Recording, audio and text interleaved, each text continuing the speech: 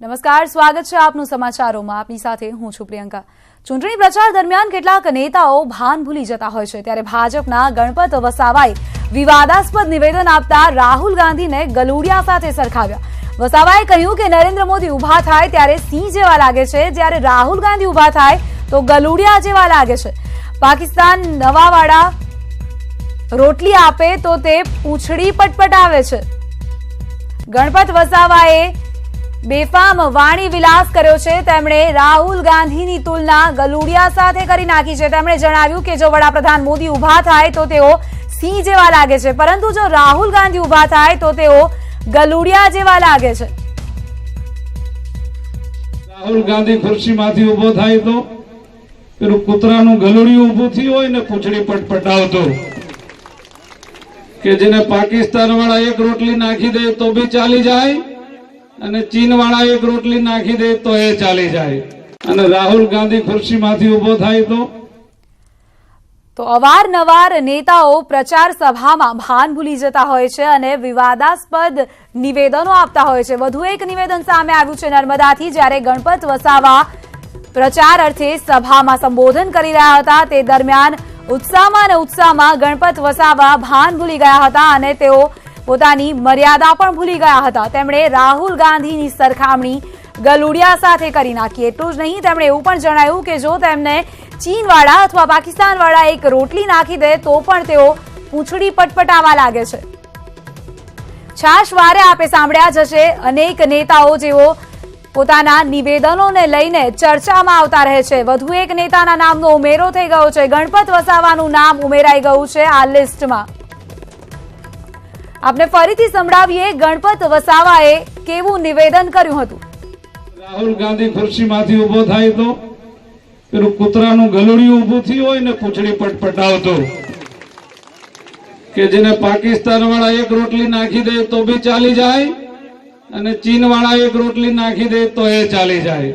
અને રાહુલ ગાંધી ખુરશીમાંથી ઉભો થાય તો પેલું કૂતરાનું ગલુડિયું ઉભું થયું હોય ને પૂંછડી પટપટાવતો, કે જેને પાકિસ્તાન વાળા એક રોટલી નાખી દે તો બી ચાલી જાય અને ચીન વાળા એક રોટલી નાખી દે તો એ ચાલી જાય.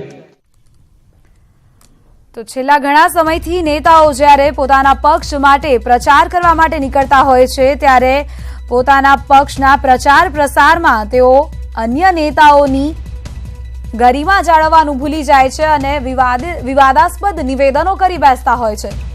આપને યાદ જ હશે કે છેલ્લા સમયમાં જે નેતાઓએ પોતાની મર્યાદા ભૂલીને વિવાદાસ્પદ નિવેદન કર્યા હતા તેમના પર ચૂંટણી પંચ દ્વારા પ્રતિબંધ પણ મૂકવામાં આવ્યો હતો. આ પ્રકારની સજા પણ આપવામાં આવતી હોય છે નેતાજીઓને, પરંતુ તેમ છતાં નેતાજી પોતાની મર્યાદાઓ અવારનવાર ભૂલી રહ્યા છે.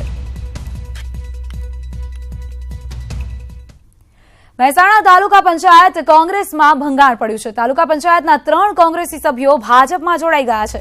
ભાજપ જિલ્લા પ્રમુખની હાજરીમાં ભાજપમાં જોડાઈ ગયા છે. જીવાભાઈ પટેલ ઓપરેશન પાર પાડ્યું છે. મહેસાણા તાલુકા પંચાયતના ડેલિગેટ ચાવડા વનરાજસિંહ પીથુજી, રાકેશ કનુભાઈ મિસ્ત્રી, ભાવનાબેન ઠાકોર કોંગ્રેસમાંથી બીજેપીમાં જોડાશે.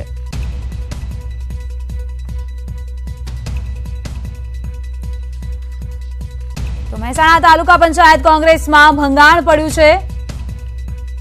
કોંગ્રેસના સભ્યો 3 જે કોંગી સભ્યો છે તેઓ ભાજપમાં જોડાશે. આપને જણાવી દઈએ કે કોણ કોણ છે આ સભ્યો. તો વનરાજસિંહ પીથુજી ચાવડા, રાકેશ કનુભાઈ મિસ્ત્રી, ભાવનાબેન કનુભાઈ ઠાકોર, આ 3 સભ્યો છે કે જેઓ કોંગ્રેસમાંથી બીજેપીમાં જોડાશે.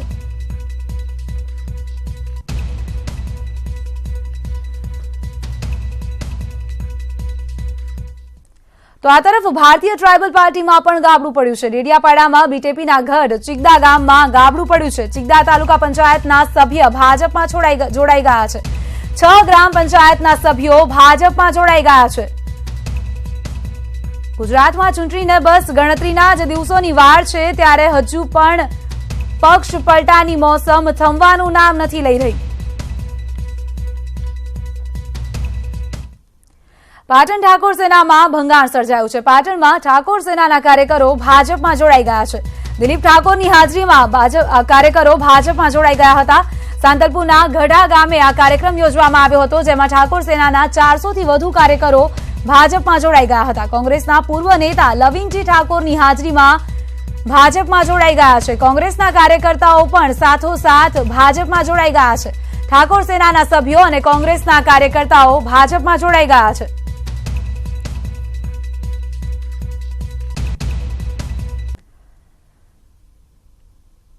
તો ઠાકોર સેનામાં પણ ભંગાણ સર્જાયું છે. ઠાકોર સેનાના સભ્યો ભાજપમાં જોડાઈ ગયા છે. પાટણમાં ઠાકોર સેનાના સભ્યોએ ભાજપનો ખેસ ધારણ કર્યો હતો. સાથે સાથે કોંગ્રેસના પણ કેટલાક કાર્યકર્તાઓ આ જ સભામાં ભાજપમાં જોડાઈ ગયા છે.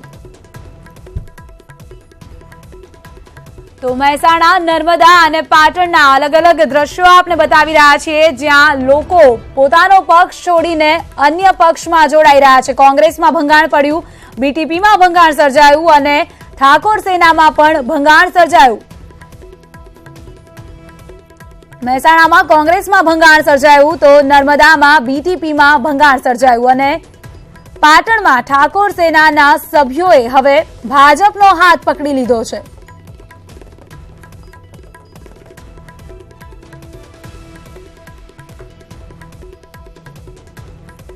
વડાપ્રધાન મોદી અમરેલીની સભા દરમિયાન ગુજરાત કનેક્શન જોડીને મતદારોના દિલ જીતવાની કોશિશ કરી. મોદીએ જણાવ્યું કે દિલ્હીની દુનિયા ગમે તેટલી મોટી હોય, પરંતુ ગુજરાતે મને ઘડ્યો છે. ગુજરાતીઓનો પ્રેમ અને વિશ્વાસ જ 5 વર્ષ કામ આવ્યો હોવાનું તેમણે જણાવ્યું હતું અને આ સમયે મોદી ભાવુક બની ગયા હતા. ભાઈઓ બહેનો, આપના પ્રેમ, આપના વિશ્વાસ ગયા 5 વર્ષમાં ડગલે ને પગલે મને કામ આવ્યું છે. મેં 5 વર્ષમાં જે કંઈ કર્યું છે, કઠોરમાં કઠોર નિર્ણય પણ કર્યા છે અને ગરીબમાં ગરીબની જિંદગીનો ખ્યાલ પણ રાખ્યો છે. દુનિયાની મોટામાં મોટી તાકાતો જોડે સામી છાતીએ ભીડાણો છો ભાઈઓ.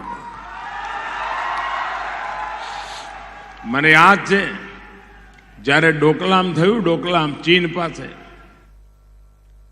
70-75 દિવસ ભારતની સેના અને ચીનની સેનામાં આમને આમને ઊભી હતી અને મને દેશભરમાંથી ફોન આવતા હતા. લોકો કહેતા, સાહેબ સાચવજો, કંઈ થાય ન જાય. અને ગુજરાતના ફોન આવતા હતા, કહેતા, સાહેબ ખેલ ખેલાડીના ઘોડા સવારોના. ટિકિટ ફાળવણીને લઈને અહેમદ પટેલે કબૂલાત કરી છે કે ભવિષ્યમાં ટિકિટ ફાળવવામાં કોંગ્રેસે ધ્યાન રાખવું પડશે.